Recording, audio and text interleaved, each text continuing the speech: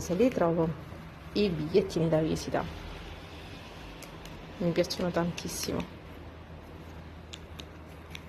Ok, vediamo se riesco a farveli vedere. Bigliettini da visita, volevo coprire un pochino qua il numero.